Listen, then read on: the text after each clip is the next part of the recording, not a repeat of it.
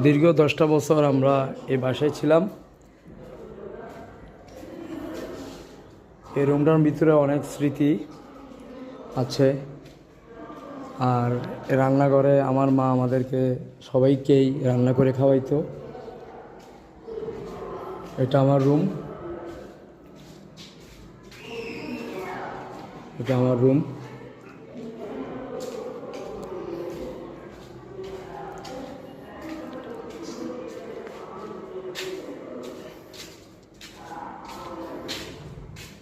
এটা হলো যে মেজো ভাই।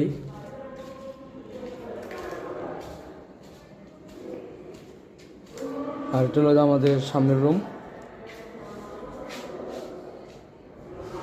আসলে কি বলবো, খুবই খারাপ লাগতেছে। আর যদি নিজেদের গড়া একটা বাড়ি থাকতো তাহলে এত কষ্ট লাগতো না। এখন পরের বাড়ি, পরের ঘর, আমাদেরকে তো একদিন একদিন ছেড়ে যেতে হবে। তাই অবশেষে কি আর করার, ছেড়ে দিলাম।